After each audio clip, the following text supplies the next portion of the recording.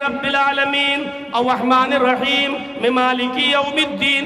وید آپ کھولیں گے تو آپ کو بھی سب سے پہلے یہی پنکتیاں ملیں گی. مہیدے وسے سویتو پرشٹوتی مہیدے وسے سویتو پرشٹوتی. مہان ہے ہمارا وہ دیوتا جس کے لیے ساری کی ساری پرشنسا، جس کے لیے ساری کی ساری تعریف ہے. مہان ہے وہ ہمارا دیوتا جس کے لیے ساری کی ساری پرشنسا اور ساری کی ساری تعریف ہے. الحمدللہ رب العالمین.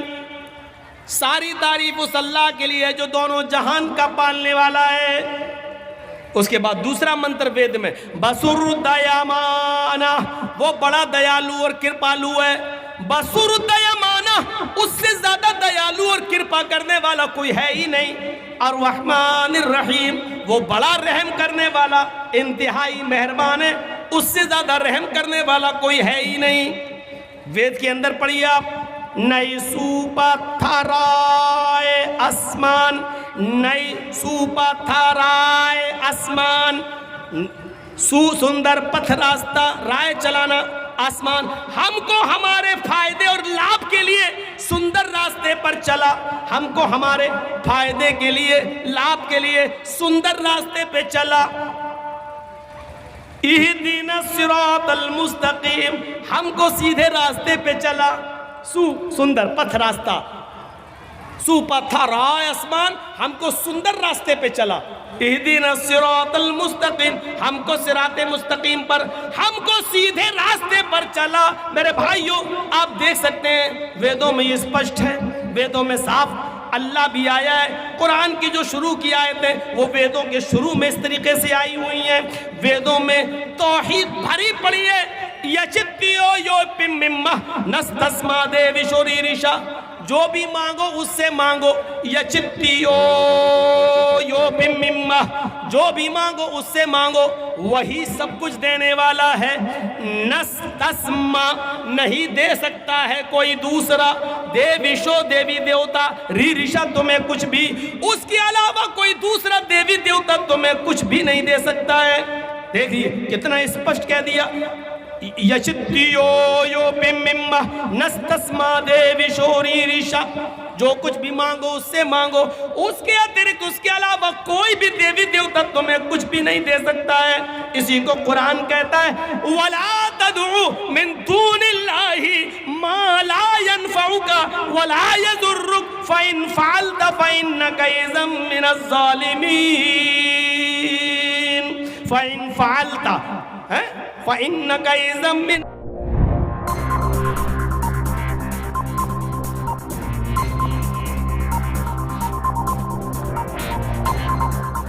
کروں گا عدالت میں. چاہتے تو چیف منسٹر تھے، اپنے لوگوں کو بھیج کر وہ زرہ لے سکتے تھے، لیکن نہیں.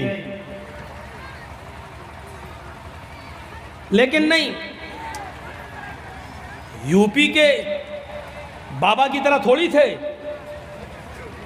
کہ خود عدالت بن گئی. جن لوگوں نے نقصان کیا ہے اور سرکاری سمپتیوں کو توڑا ہے پھوڑا ہے، ان کے اوپر جرمانہ لگا دیا.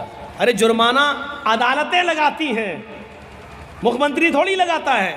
تب سپریم کورٹ نے جوتا اتار کے مارا کھوپڑی پر. اب بال تو ہے نہیں، کہاں لگا ہوگا وہ جوتا اللہ بہتر جانے. ایسا جوتا لگا، عقل ٹھکانے آ گئی، عقل ٹھکانے. آپ دیکھ رہے ہیں نا جہاں اس وقت نیتا لوگ جا رہے ہیں کمل والے، وہ مار کھا رہے ہیں، بھگائے جا رہے ہیں. چوکیدار جہاں جا رہا بھیڑ نہیں ہو رہی ہے، لیکن جیسے ہی 7واں چلا آج ختم ہوا، کتے کیسے بھونکنے لگے. کتے، ہم ان کو کتا کہہ رہے ہیں جو ہڈیوں پہ پلتے ہیں. کتے کیسے بھونک رہے ہیں. آئے گا تو بابا ہی 300 پار 300 پار 300 پار. دیکھ رہے ہیں کیسا مائنڈ سیٹ اپ کر دیا، کس طریقے سے بھونکنا شروع کر دیا. بڑی گندی سیاست ہو چکی ہے. اس وقت دھرم ایک طرف ہے، اس وقت بابا بھی ایمانداری کے ساتھ رامائن اور گیتا پہ عمل کرتا ہوا صرف دھرم کے آدھار پر بھی اگر چل دے تو میرے بھائیوں اس کو قاعدے سے استعفیٰ دے دینا چاہیے، اگر واقعی وہ سچا ہندو ہے تو، اور ہندو دھرم کا سمان کرتا ہے تو اس کو قاعدے سے استعفیٰ دے دینا چاہیے، کیونکہ ہندو دھرم بے ایمانی نہیں سکھلاتا ہے، ہندو دھرم عدل و انصاف کی بات کرتا ہے۔ یہ تو دھرم کی آڑ میں بہروپیے بنے بیٹھے ہیں، بہروپیے، یہ دھرم کی آڑ میں لٹیرے بنے بیٹھے ہیں سب لوگ۔ اس حصے کو کوئی بھی یوٹیوب چینل والا دے گا نہیں۔ جو ہم بولے ہیں ابھی یہ بات، اگر میں نے کہیں بھی دیکھ لیا اس کو ایسی اسٹیج سے نام لے کے بھگاؤں گا، کیونکہ ہماری نظر ہے سب پر، اس کو گھسنے نہیں دوں گا، پھر اپنے جلسے میں نام لے کے بھگاؤں گا اس کو۔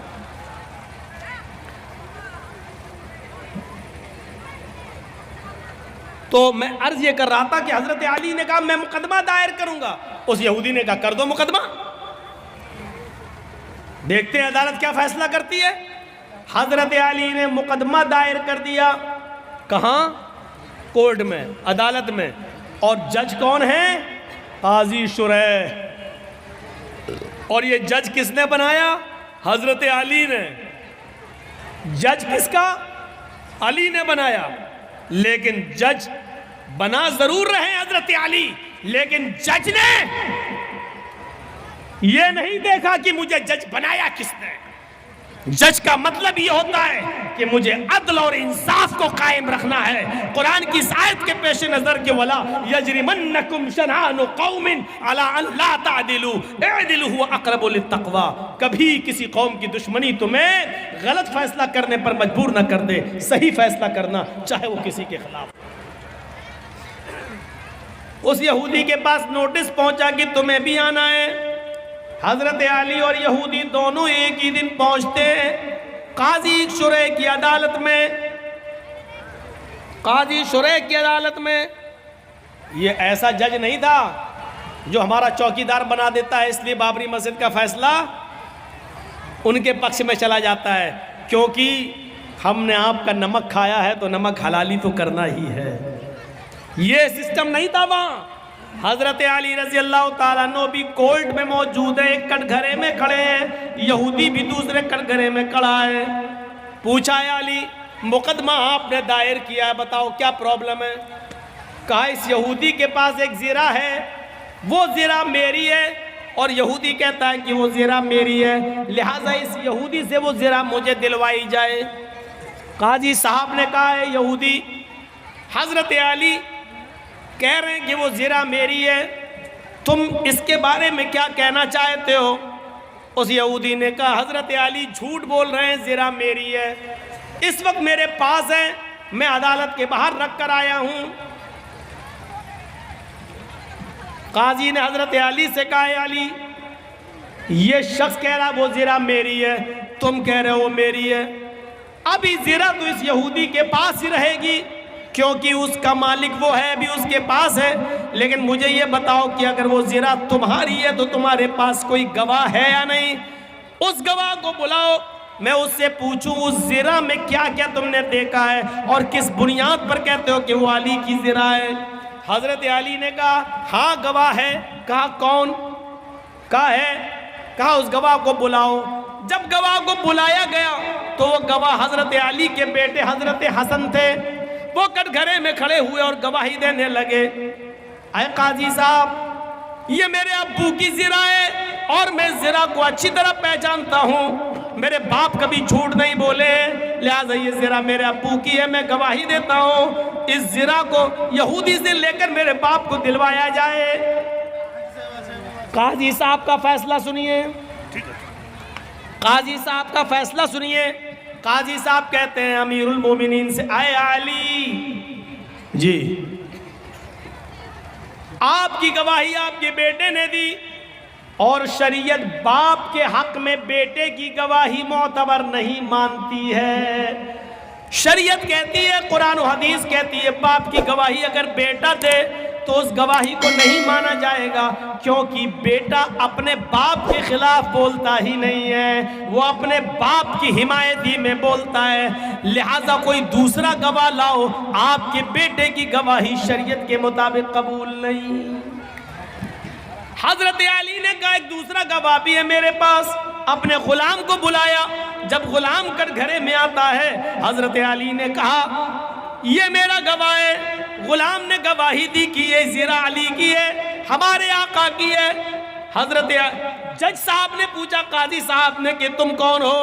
کہا میں ان کا غلام ہوں۔ فرمایا قنبر نام ہے میرا، میں ان کا غلام ہوں۔ کہا ہے علی، شریعت کہتی ہے مالک کے حق میں غلام کی گواہی بھی قبول نہیں کی جاتی ہے، کیونکہ غلام اپنے آقا کے خلاف، اپنے مالک کے خلاف بولتا ہی نہیں ہے۔ اس کے اوپر اپنے مالک کا پریشر ہوتا ہے، وہ جانتا ہے کہ اگر اپنے مالک کے فیور میں نہیں بولا تو گھر مار کھائیں گے، ہمیں مارا جائے گا، ستایا جائے گا، لہذا مالک کے حق میں غلام کی گواہی بھی قبول نہیں۔ اے علی، معذرت کے ساتھ آپ کی غلام کی گواہی بھی قبول نہیں کی جائے گی، کوئی اور گواہ ہو تو لاؤ۔ حضرت علی نے کٹگھرے میں کھڑے ہو کر کہا اے جج صاحب، قاضی صاحب، ان دو گواہیوں کے علاوہ میرے پاس اور کوئی گواہی نہیں ہے۔ آج کل تو 100 روپے میں جھوٹے گواہ مل جاتے ہیں، میرے پاس اور کوئی گواہی نہیں ہے۔ قاضی صاحب کا فیصلہ ہوتا ہے، اے یہودی، حضرت علی زرہ کو ثابت کرنے میں اور گواہ پیش کرنے میں ناکام رہے، وہ شریعت کے مطابق سچا گواہ پیش نہیں کر سکے، اور جو گواہ پیش کیا وہ شریعت کے دائرے میں آتا ہی نہیں ہے، لہٰذا علی ناکام رہے زرہ کو اپنا ثابت کرنے میں۔ وہ زرہ کے مالک تم ہو، اور عدالت یہ فیصلہ کرتی ہے کہ وہ زرہ کے حقدار تم ہی رہو گے، وہ زرہ تمہاری رہے گی، اس زرہ پر تمہارا حق ہے، تم جا سکتے ہو اور زرہ بھی لے جا سکتے ہو۔ یہ اس جج کا فیصلہ ہے جو حضرت علی نے بنایا، یہ اس قاضی کا فیصلہ جس کو حضرت علی نے بنایا، لیکن قرآن و حدیث کے مطابق فیصلہ کیا۔ فیصلہ میں اگرچہ زرہ میں حضرت علی کی تھی، زرہ حضرت علی کی تھی، لیکن گواہ وغیرہ نہ لانے میں ایسا ہو جاتا ہے کہ فیصلہ یہودی کے حق میں کرنا پڑتا ہے۔ یہودی اس زرہ کو اٹھاتا ہے، کٹگھرے سے باہر نکلتا ہے، کہتا ہے جج صاحب آپ کے فیصلے کو سلام کرتا ہوں، آپ نے وہی فیصلہ کیا جو قرآن و حدیث میں بتایا گیا، آپ نے وہی فیصلہ کیا جو محمد رسول اللہ نے بتایا، آپ نے وہی فیصلہ کیا، اور میں یہی دیکھنا چاہتا تھا کہ امیر المومنین علی کے ہوتے ہوئے مجھ پر جبر تو نہیں کیا جاتا، ظلم تو نہیں کیا جاتا آپ کی عدالت میں، اور علی نے یہ ثابت کر دیا ہے کہ یہاں پر ظلم و زیادتی کا کوئی شائبہ بھی نہیں پایا جاتا ہے۔ اب میرا فیصلہ سن لیجئے جج صاحب، قاضی صاحب، حضرت علی سچے ہیں، یہ زرہ حضرت علی کی ہے، یہ دروازے کے باہر رکھی ہوئی تھی، کوئی نہیں تھا، میں اس کو اٹھا لایا، 6 مہینے تک میں نے اس کو چھپایا، اور ایک دن جان بوجھ کر 6 مہینے کے بعد میں علی کے سامنے آ گیا تاکہ علی میری زرہ کو دیکھ لیں، پھر دیکھیں کیا ریئیکشن لیتے ہیں، پھر ساری پرتکریا عدالت کے مطابق چلتی ہے، اور ہم نے دیکھا اس پورے معاملے میں ظلم و ستم نہیں ہوتا ہے، لہٰذا یہ زرہ علی کی ہے، میں علی کو دے رہا ہوں، اور آج اس بات کا اقرار بھی کرتا ہوں کہ آپ نے قرآن و حدیث کے مطابق سچا فیصلہ سنایا۔ آج اسلام سے میں بھی اپنا رشتہ جوڑ رہا ہوں، اشہد ان لا الہ الا اللہ و اشہد ان محمدن عبدہ و رسولہ، یہ کلمہ پڑھ کر حضرت علی اسلام کے سامنے وہ یہودی اسلام لے آتا ہے۔ یہاں سے آپ اندازہ لگائیے کہ حضرت علی کے خلاف فیصلہ ہو رہا ہے، حضرت علی کے خلاف فیصلہ ہو رہا ہے، تو کسی کی دشمنی تمہیں اس بات پر مجبور نہ کر دے کہ تم اس کے ساتھ ناانصافی کرو، ناانصافی نہیں ہونی چاہیے۔ عمر ابن عاص کے لڑکے نے ملک کے شام کے اندر ایک یہودی بچے کو اس بات پہ تھپڑ مار دیا تھا۔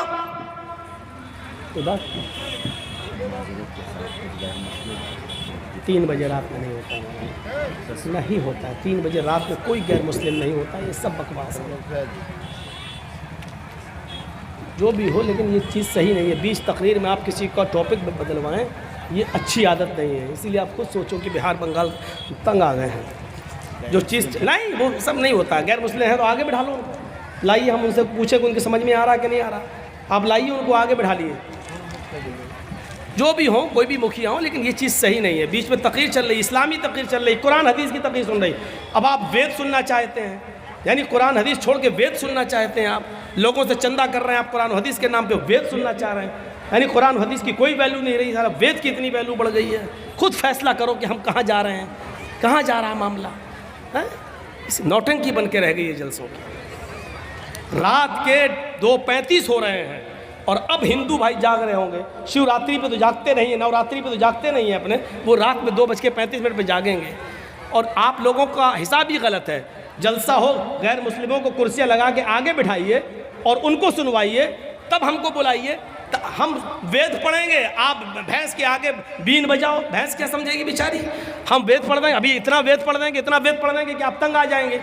اب یہ صحیح ہے پڑھ رہے ہیں کہ غلط پڑھ رہے ہیں، آپ کیا جانیں؟ یہ تو ایک ہندو ہی بیچارہ سمجھ سکتا ہے کہ اس کے یہاں ہے کہ نہیں ہے۔ یہ سب چیزیں بہرحال غلط ہیں کہ آپ کسی کا ٹاپک 20 تقریر میں آپ بدلوائیں، یا تو آپ پہلے ٹاپک دے دیتے ہمیں، مولانا صاحب آپ کا ٹاپک یہ رہے گا، آپ کو اس پہ بولنا ہے۔ آپ پہلے ہمیں ٹاپک نہیں دے رہے ہیں، جلسے کا ڈیٹ لے رہے ہیں تو ہمیں نہیں بتا رہے ہیں کہ آپ کو کیا بولنا ہے، اور پھر بیچ میں آپ ہم سے کہیں گے کہ وید پڑھیے، یہ چیز سسٹم صحیح نہیں ہے۔ اب یہاں سے ہم وید کہاں سے گھسیڑیں بتائیے تو آپ؟ اب گھسیڑ رہے ہیں تو ہمارا موضوع چھوٹ رہا ہے، جس پہ ہم بول رہے ہیں، وہ ہمارا چھوٹ رہا ہے۔ اور یہ تقریر جب یوٹیوب کے ذریعے دوسرے لوگ سنیں گے تو کہیں گے یہ مولوی کتنا جاہل ہے، بول رہا تھا اس پہ اور پھر آ گیا اس پہ، اس کو کچھ آتا ہی نہیں ہے۔ آپ کو ویسے ہی معلوم ہے کہ کتنے ملا مولوی ہمارے پیچھے پڑے ہوئے ہیں، تو تھوڑا سا صبر کریے آپ۔ مکھیا جی سے میری گزارش ہے، جس نے پرچہ دیا ہے ان کو چاہیے کہ ٹاپک پہلے دیا کریں، 20 تقریر میں گڑبڑ نہ کرائیں، چاہے ہمیں بلائیں یا نہ بلائیں اس کی کوئی پرواہ نہیں ہے ہمیں، اللہ کی قسم کوئی پرواہ نہیں ہے، ہمیں مت بلائیے آپ، میں آپ سے ہاتھ جوڑ کر بھی اپیل کر رہا ہوں، مت بلائیے ہمیں، ہم آنا بھی نہیں چاہتے ہیں بہار میں اور جھارکھنڈ میں، کیونکہ میں 20 سال سے پک چکا ہوں، مت بلائیے مجھے، میں کہہ دے رہا ہوں بس، لیکن 20 تقریر میں اس طریقے سے رسوا مت کریے کسی کو آپ، کسی کا ٹاپک چینج کرا کر، مجھے اچھا نہیں لگا یہ آج۔ تو سنیے میرے بھائیوں، جو بات میں بول رہا تھا وہ یہ کہ عمر ابن عاص کے لڑکے کو اس بات پہ یہودی لڑکے کو کوڑا مار دیا کہ تیرا گھوڑا میرے گھوڑے سے آگے کیسے نکلا، ایک تھپڑ مار دیا۔ اور چھوٹا سا بچہ، وہ 12 سال کا یہودی بچہ، سیدھے سیدھے کہتا ہے کہ میں اب جاؤں گا اور میں اس شہر کے گورنر عمر ابن عاص سے اس کی شکایت کروں گا کہ تم نے مجھے تھپڑ مارا ہے۔ بیٹا کیا کہتا ہے؟ عمر ابن عاص کا بیٹا کیا کہتا ہے یہودی بچے سے؟ ارے جا، جس سے بھی شکایت کرنا ہو کر، میرا کوئی کچھ نہیں کر سکتا، میں اسی گورنر کا بیٹا ہوں، میں عمر ابن عاص کا بیٹا ہوں، میں عمر ابن عاص کا بیٹا ہوں، مجھے کوئی کچھ نہیں کر سکتا۔ پھر یہودی بچے کی ہمت نہیں ہوئی، بھائی گورنر کا بیٹا ہے اب کیا ہوگا؟ جیسے یو پی میں منتری کا بیٹا گاڑی چڑھوا دیا۔ اب سوچئے اتر پردیش کی فضا کیا ہو رہی ہے، انڈا چوری، کتاب چوری، بکری چوری، یہ مقدمے لگے ہیں اعظم خان کے اوپر، ابھی تک 2 سال سے جیل میں ہے، اور ایک آدمی منتری کا بیٹا 8 کسانوں کے اوپر گاڑی چڑھا دیا تو 4 مہینے میں جیل سے باہر آ گیا، 4 مہینے میں جیل سے باہر آ گیا، کیوں منتری کا بیٹا ہے اور گرا راج منتری کا بیٹا ہے، تو اب آپ سوچئے کون کیا کر سکتا ہے؟ تو وہ عمر ابن عاص کے بیٹے نے سوچ لیا کہ میرا کیا اب کیا ہوگا؟ یہودی بچے نے سوچا یہ تو اس گورنر کا بیٹا ہے۔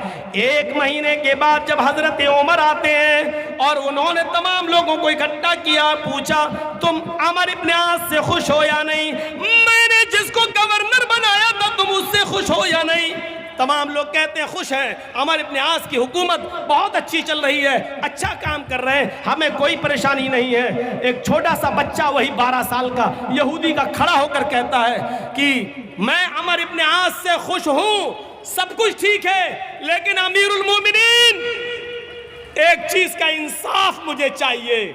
آج سے 1 مہینہ پہلے عمر ابن عاص کے بیٹے نے مجھے تھپڑ مار دیا تھا، صرف اس لیے کہ میرا گھوڑا ان کے گھوڑے سے آگے نکل گیا تھا، اسی بات پر غصہ ہو کر انہوں نے تھپڑ مار دیا تھا۔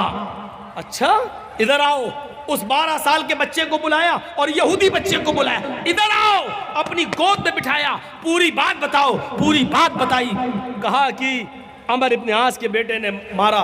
کہا پھر تم نے شکایت کیوں نہیں کی؟ کہا اس لیے نہیں کی کہ عمر ابن عاص کے پاس جب میں آ رہا تھا تو عمر ابن عاص کا بیٹا مجھ سے بولا میرا کچھ نہیں ہوگا، میں عمر ابن عاص کا بیٹا ہوں، میں گورنر کا بیٹا ہوں، میرا کوئی کچھ نہیں کر سکتا۔ فرمایا اچھا چلو 1 تھپڑ مارو۔ 1 تھپڑ عمر ابن عاص کے بیٹے کے مارا گیا، زور سے تھپڑ لگایا گیا، جلاد نے تھپڑ لگایا۔ پھر عمر ابن عاص سے کہا آپ بھی ادھر آئیے۔ عمر ابن عاص نے کہا مجھے کیوں؟ जल्लाद से कहा एक थप्पड़ इसके बाप के भी मारो, इस गवर्नर के भी मारो। पूछा ऐसा क्यों? कहा पहले थप्पड़ खाओ उसके बाद बताता हूँ। एक थप्पड़ अमर इब्न आस के भी पड़ गया। अमर इब्न आस ने कहा आपका इंसाफ तो ठीक है, बेटे ने मारा था, बेटे को मारा गया, लेकिन मुझे किस लिए मारा गया है? आया अमीरुल मोमिनीन, क्या आप ये बताएंगे? फरमाया हाँ, तुम्हें इसलिए मारा गया है क्योंकि तुमने अपने बेटे को सही तालीम नहीं दी है, तुमने अपने बेटे को सही तरबियत नहीं दी है, तुमने अपने बेटे को सही दर्स नहीं दिया है। तुम्हारा बेटा ये कैसे बोला कि मैं इस शहर के गवर्नर का बेटा हूं, मेरा कोई कुछ नहीं कर सकता? इसका मतलब यह है कि तुमने उनको इस्लाम की तालीम नहीं दी है, उनको तुमने इस्लाम की दावत नहीं दी है, उनको बताया नहीं है कि इस्लाम में अमीरी गरीबी कुछ नहीं, छोटा बड़ा कुछ नहीं होता है, सब बराबर है। आपके बेटे को ये तरबियत कहां से मिली कि मेरा बाप गवर्नर है, मेरा कोई कुछ नहीं कर सकता है? तुमने अपने बेटे को सही तालीम नहीं दी है, इसलिए ये थप्पड़ तुम्हें मारा गया। अब आइंदा तुम अपनी औलाद को भी सही तरबियत दोगे।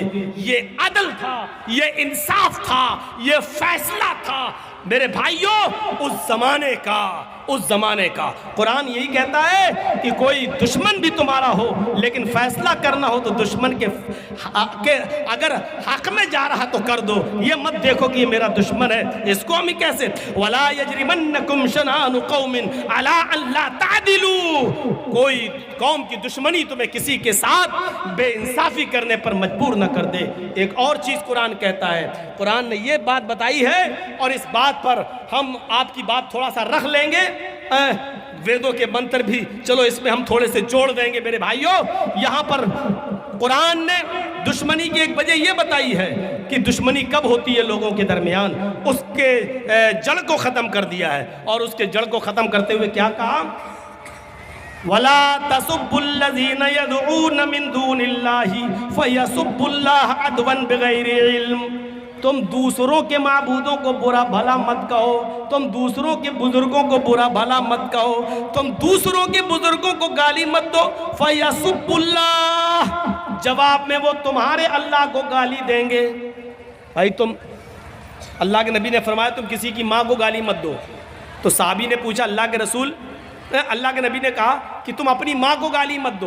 तो साहबी ने कहा अल्लाह के रसूल अपनी माँ को गाली कौन देगा? ऐसा कौन नालायक बेटा होगा जो अपनी माँ को गाली देगा? तो अल्लाह के नबी ने कहा तुम किसी की माँ को गाली दोगे, किसी को उसकी माँ की गाली दोगे, जवाब में वो तुम्हें तुम्हारी माँ की गाली देगा, तो इसका मतलब क्या हुआ कि तुमने अपनी माँ को गाली दी। न तुम उसकी माँ को गाली देते, न वो जवाब में तुम्हारी माँ को गाली देता। तो गोया कि तुमने खुद अपनी माँ को गाली दी है। कितनी अच्छी बात है, बताइए, इतनी अच्छी बातों को छोड़कर आप ओम भोम सुनना चाहते हैं? समझ से बाहर की बात है।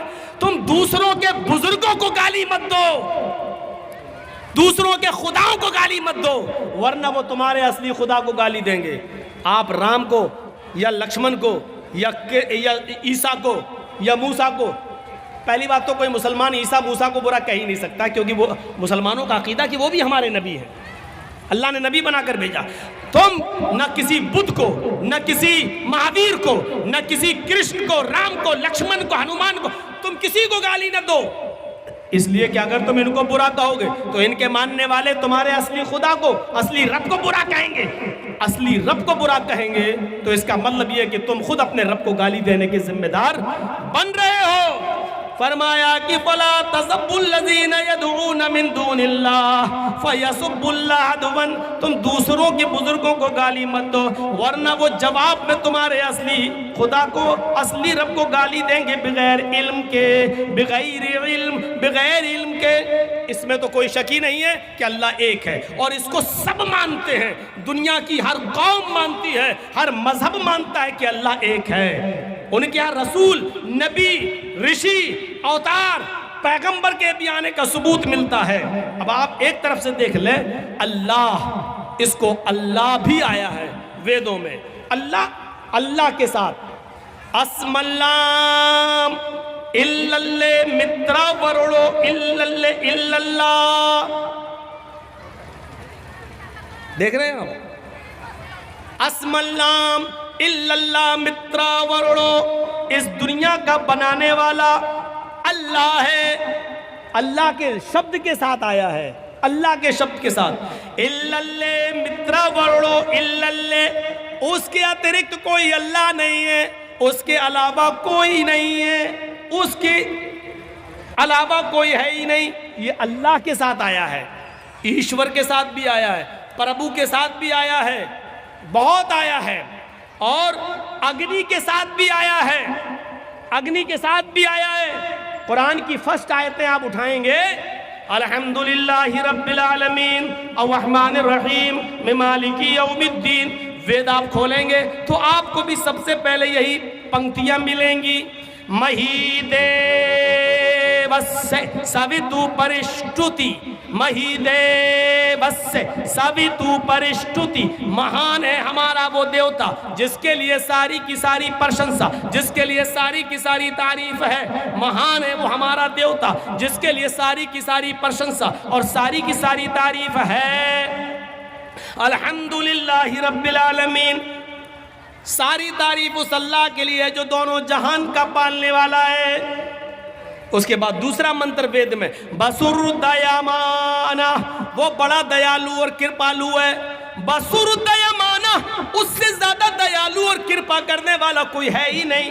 الرحمن الرحیم، وہ بڑا رحم کرنے والا، انتہائی مہربان ہے، اس سے زیادہ رحم کرنے والا کوئی ہے ہی نہیں.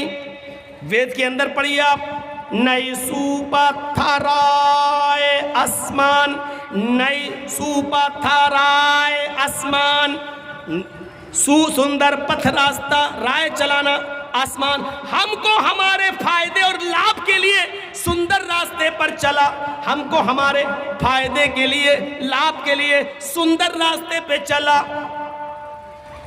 اہدنا الصراط المستقیم، ہم کو سیدھے راستے پہ چلا. سندر پتھ راستہ، پتھا رائے آسمان، ہم کو سندر راستے پہ چلا. اہدنا الصراط المستقیم، ہم کو صراط مستقیم پر، ہم کو سیدھے راستے پر چلا. میرے بھائیوں آپ دیکھ سکتے ہیں ویدوں میں یہ اسپشٹ ہے، ویدوں میں صاف اللہ بھی آیا ہے. قرآن کی جو شروع کی آیتیں وہ ویدوں کے شروع میں اس طریقے سے آئی ہوئی ہیں. ویدوں میں توحید بھری پڑی ہے. یچتیو یو پممہ نستسما دیوی شوری ریشا، جو بھی مانگو اس سے مانگو. یچتیو یو پممہ، جو بھی مانگو اس سے مانگو، وہی سب کچھ دینے والا ہے. نستسما، نہیں دے سکتا ہے کوئی دوسرا. دیوی شو، دیوی دیوتا، ری ریشا، تمہیں کچھ بھی اس کے علاوہ کوئی دوسرا دیوی دیوتا تمہیں کچھ بھی نہیں دے سکتا ہے. دیکھیے کتنا اسپشٹ کہہ دیا. یچتیو یو پممہ نستسما دیوی شوری ریشا، جو کچھ بھی مانگو اس سے مانگو، اس کے اترکت اس کے علاوہ کوئی بھی دیوی دیوتا تمہیں کچھ بھی نہیں دے سکتا ہے. اسی کو قرآن کہتا ہے وَلَا تَدْعُ مِن دُونِ اللَّهِ مَا لَا يَنْفَعُكَ وَلَا يَضُرُّكَ فَإِنْ فَعَلْتَ فَإِنَّكَ إِذًا مِنَ الظَّالِمِينَ. فَإِنْ فَعَلْتَ فَإِنَّكَ إِذًا مِنَ الظَّالِمِينَ. اللہ کو چھوڑ کر تم کسی اور کو مت پکارو، اللہ کو چھوڑ کر تم کسی اور سے مت مانگو، اللہ کو چھوڑ کر تم کسی اور کے پاس مت جاؤ. وَلَا تَدْعُ مِن دُونِ اللَّهِ مَا لَا يَنْفَعُكَ وَلَا يَضُرُّكَ، وہ تمہیں نہ لابھ دے سکتا ہے، نہ ہانی، نہ نقصان پہنچا سکتا ہے، نہ فائدہ، نہ پروفٹ دے سکتا ہے، نہ لاس دے سکتا ہے. وہ کسی چیز کا مالک نہیں ہے، صرف اللہ ہے، اور کوئی بھی تمہیں کچھ بھی نہیں دے سکتا. فَإِنْ فَعَلْتَ فَإِنَّكَ إِذًا مِنَ الظَّالِمِينَ. اگر تم ایسا کرو گے تو ظالم قرار دیے جاؤ گے، اگر ایسا کرو گے تو ظالموں میں لکھا جائے گا تمہارا نام، اگر ایسا کرو گے تو ظلم کا شکار بن جاؤ گے، ظالم کہلائے جاؤ گے تم. یعنی اللہ کے علاوہ دوسرے سے مانگو گے تو ظالم قرار دیے جاؤ گے. یہ ویدوں میں لکھا ہوا ہے کہ جو کچھ مانگنا ہے اوپر والے سے مانگو، جو کچھ بھی مانگنا ہے اللہ سے مانگو. اس کے علاوہ اگر کسی اور کے سامنے اپنا دامن پھیلاؤ گے تو ظالم لکھے جاؤ گے، ظالم قرار دیا گیا ہے. اسی کو قرآن دوسری جگہ کہتا ہے ان الذین تدعون من دون اللہ لن يخلقوا ذبابا ولو اجتمعوا له. اللہ کو چھوڑ کر تم جن کو پکار رہے ہو, جن سے بیٹا بیٹی مانگ رہے ہو, جن کے آستانوں پہ جا رہے ہو, وہ سب مل کر ایک مکھی بھی پیدا کرنے کی طاقت نہیں رکھتے. لن يخلقوا ذبابا, وہ ایک مکھی بھی پیدا کرنے کی طاقت نہیں رکھتے, ایک مکھی بھی پیدا نہیں کر سکتے. اتنے کمزور ہیں وہ, مکھی پیدا نہیں کر سکتے. ارے مکھی اگر کچھ لے کے اڑ جائے تو یہ سب پکڑ کر اس مکھی سے وہ چیز چھین بھی نہیں سکتے. وَإِن يَسْلُبْهُمُ الذُّبَابُ شَيْئًا لَا يَسْتَنْقِذُوهُ مِنْهُ, اس سے وہ چیز چھیننے کی, واپس لینے کی بھی طاقت نہیں رکھتے. یہ اسلام کا نظریہ ہے. اور ادھر ہندو دھرم نے صاف کہہ دیا ہے کوئی نہیں ہے جو تمہیں کچھ دے سکے. اللہ کے علاوہ کوئی بھی, ایشور کے علاوہ کوئی بھی دیوی دیوتا نہیں ہے جو تمہیں کچھ دے سکے. ایکم برہمادتیہ ناستن ناستی کنچن, اس برہانڈ کا رچیتا اور رچنا کار ایک ہی ہے, دوسرا نہیں ہے. ایک اور جگہ رگ وید میں کہا اہم برہما استی, اہم سوریہ استی, اہم چندر استی, اہم اندر استی. ہم ہی برہما ہیں, برہانڈ کے رچیتا اور رچناکار ہم ہی ہیں. ہم سوریہ استی, دن بنانے والے اور روشنی پیدا کرنے والے بھی ہم ہی ہیں. ہم چندرستی, رات لانے والے اور رات میں روشنی کرنے والے اور اندھیرا بھی کرنے والے ہم ہی ہیں. ہم اندرستی, ہم ہی اندر ہیں, سارے خزانے تمہیں دینے والے بھی ہم ہی ہیں. جو کچھ بھی مانگو ہم ہی سے مانگو, ہمارے اترکت ہمارے علاوہ تمہیں کوئی کچھ نہیں دے سکتا ہے. یہ توحید بھری پڑی ہے ویدوں کے اندر. لیکن یہ بھی کہا اوم نراکارم مستی نیاکارم مست, اس ایشور کا کوئی آکار نہیں ہے, اس کی مورتی مت بناؤ, وہ بغیر مورتی کا ہے. اس کی کوئی مورتی, اس کی کوئی اسٹیچیو, اس کا کوئی مجسمہ بنا ہی نہیں سکتا ہے. وہ ان اسٹیچیو ہے, اس کا کوئی اسٹیچیو نہیں بنا سکتا ہے. اوم نراکارم مست, وہ نراکار ہے, اس کا کوئی آکار ہے ہی نہیں ہے. اس لیے ساسٹانگ کرتویتی مستشک درشٹی کوڑاس, لہذا جب بھی ساسٹانگ کرو, پرارتھنا کرو, پرے کرو, عبادت کرو, نماز پڑھو, تو اپنی نظر کو ساسٹانگ یعنی سجدے کی جگہ پر رکھ لو. یہ شریمد بھاگوت گیتا میں کہا جا رہا ہے کہ اپنی نظر کو, اپنی درشٹی, اپنی آنکھ کو ساسٹانگ جہاں سجدہ کیا جاتا اس جگہ رکھ لو. اب بتائیے نماز میں کہاں رکھا جاتا اپنی نظر؟ سجدے کی جگہ پر, سجدے کی جگہ پر. یہی بات گیتا میں کہی گئی ہے کہ جب بھی تم پرے کرو, عبادت کرو, پوجا کرو, تو اپنی درشٹی اور اپنی آنکھ کہاں رکھ لو؟ سجدے کی جگہ پر, سجدے کی جگہ پر رکھ لو. یہ ادم جن, اور اسی کو کہا گیا ہے اسی کے اندر یوگی اجیت سدتماتمانم رہاسستھا ایکاکی اچتاتم نراشیر پرگرہا. جب پوجا کرنے کھڑے ہو جاؤ, نماز پڑھنے کھڑے ہو جاؤ, عبادت کے لیے کھڑے ہو جاؤ, تو پورے شریر کا یوگ کر لو, پورے شریر کی پوجا کرو, پورے شریر کے انگ کی ایکسرسائز کرو. یوگ یجیت ستتماتمانم رہاسستھا, اور اس کو ہمیشہ کرتے رہنا, کبھی مت چھوڑنا, برابر کرتے رہنا, کبھی مت چھوڑنا. اگر ایک ٹائم کی بھی پوجا چھوڑ دو گے رہاسستھا تو دھرم سے ہٹ جاؤ گے, دھرم پہ قائم نہیں رہو گے. ایکاکی, ایک ایشور کے سامنے کھڑے ہو جانا. یچتاتما, اور اپنی آتما کو اسی کی طرف, اپنے ہردے اور دل کو اسی کی طرف لگا دینا. نراشیر, سب سے نراش ہو جانا. پرگرہ, لیکن اوپر والے سے نراش مت ہونا. پرگرہ, اوپر والا ہی سب کچھ دینے والا ہے. یعنی جب نماز پڑھنے کھڑے ہو ایکاکی, تو ایکاکی, ایک اللہ کے سامنے کھڑے ہو جاؤ. ایکاکی یچتاتما, اور اپنی آتما کو, اپنے ہردے کو وہیں لگا لو. یعنی نماز میں ادھر ادھر مت دیکھو, دل اوپر اللہ کی طرف لگنا چاہیے. اسی کو اللہ کے نبی نے فرمایا تعبد اللہ کأنک تراہ, اللہ کی عبادت جب کرو تو ایسے کرو گویا کہ تم اللہ کو دیکھ رہے ہو. فَإِن لَمْ تَكُنْ تَرَاهُ فَإِنَّهُ يَرَاكَ, اگر یہ تصور تمہارے اندر نہ آ سکے تو پھر یہ تصور آ جائے کہ وہ ہمیں ضرور دیکھ رہا ہے. جب تم یہ سوچو گے کہ اللہ ہمیں دیکھ رہا ہے تو عبادت اچھی طریقے سے کرو گے, اچھی طریقے سے نماز پڑھو گے, اچھی طریقے سے عبادت کرو گے. ویدوں میں اللہ کا نام, ویدوں میں نبی کا نام, ویدوں میں قرآن کا نام, ویدوں میں آخرت کا, قیامت کا ذکر ویدوں میں بھرا پڑا ہے میرے بھائیوں. لیکن 20 سال کی ویدوں سے بھری زندگی اور 20 سال سے سنسکرت اور رامائن گیتا سنانے کے بعد بھی ہم اس نتیجے پر نہیں پہنچے کہ اتنا سنانے کے بعد ایک غیر مسلم کو بھی مسلمان بنایا جا سکا ہو. میرے پیارے ساتھیوں, 20 سال سے وید پڑھ رہے ہیں, 20 سال سے تقریریں وید اور رامائنوں پر ہو رہی ہیں, لیکن 20 سال کی زندگی میں ایک بھی بہار, بنگال کی سرزمین پر ایک بھی آدمی ایسا نہیں آیا جو وید اور رامائن سن کر یہ کہا ہو کہ ہم اسلام لا رہے ہیں, ہم مسلمان ہو رہے ہیں. کیونکہ میرے بھائیوں, ہم نے صحیح ٹائم کا انتخاب نہیں کیا ہے. جس وقت ہمارے غیر مسلم بھائی سننا چاہتے ہیں اس وقت آپ سنانا نہیں چاہتے ہیں. ہمارے اتر پردیش میں ابھی تو خیر الیکشن کا دور ہے, 1 سال سے پروگرام نہیں ہو رہا ہے. بمبئی وغیرہ چلے جائیے تو غیر مسلموں کے لیے جلسے ہوتے ہیں, کرتے ہیں, تو وہاں کیا کرتے ہیں, ان کے لیے آگے کرسیاں بچھا دی جاتی ہیں آگے, اور ان کو سوال جواب کرنے کی پوری پرمیشن ہوتی ہے. 1 گھنٹہ میں بولتا ہوں, تقریر کرتا ہوں, اور 1 گھنٹے کے بعد آدھے گھنٹے کا ٹائم ان غیر مسلموں کو دیا جاتا ہے. آپ کو اگر کوئی سوال کرنا ہو تو آپ سوال کر سکتے ہیں. تو وہ اچھا لگتا ہے, وہاں سنایا جا رہا ہے, وہ آگے بیٹھے ہیں, وہاں منتر نمبر, پیش نمبر, صفحہ نمبر, کانڈ نمبر, سوکت نمبر, شلوک نمبر سب بتانے میں اچھا لگتا ہے, اور پھر ان کا سوال بھی ہوتا ہے اور اس کے جواب بھی دینے میں اچھا لگتا ہے. میرے بھائیوں, یہاں ایک رسم بنی ہے بس. ہم نے تو کبھی نہیں کہا کہ میرے نام کے آگے چترویدی لگاؤ. پتہ نہیں اشتہار میں کیوں لکھنے لگے ہیں.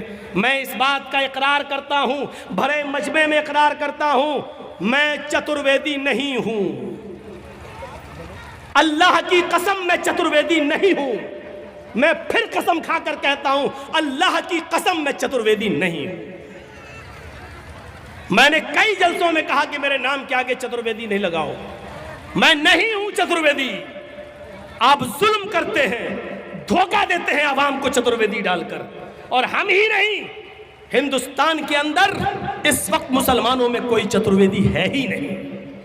کوئی بھی, کسی بھی مولوی کو بلا لو, نام لکھ سکتے ہو اشتہار میں چترویدی, لیکن چترویدی نہیں. چترویدی کہتے ہیں جو کسی یونیورسٹی میں چاروں ویدوں کو پڑھ کر وہاں کی ڈگری لے کر آیا ہو. جیسے کوئی مولانا مدرسے میں پڑھے بغیر عالم نہیں ہو سکتا, اسی طریقے سے کوئی آدمی کسی ہندو کی شاستر پڑھے بغیر اور ہندوؤں کے ادارے میں پڑھے بغیر, چاروں وید پڑھے بغیر کوئی چترویدی نہیں ہو سکتا ہے. یہاں تو زمین سے پتھر کھودو تو چترویدی نکلتا ہے, ایک ڈھونڈو تو 100 پیدا ہو جاتے ہیں. سب سے پہلے ہم اپنے نام کے آگے کہتے ہیں کہ چترویدی میں نہیں ہوں. سیلف اسٹڈی کی ہے, مطالعہ کیا ہے, تھوڑا بہت میں پڑھتا ہوں, سناتا ہوں. میرے بھائیوں, اس سے زیادہ چترویدی کی حیثیت نہیں. نہ میں مفتی ہوں, نہ میں چترویدی ہوں. میرے نام کے آگے یہ چترویدی کا لفظ نہ لگایا جائے. کئی جگہوں پہ میں نے کہا, آج بھی کہہ دیتا ہوں کہ چترویدی کا لفظ میرے نام کے آگے نہیں لگایا جائے. یہ دھوکہ ہوگا عوام کو چترویدی کا لفظ نکال کر.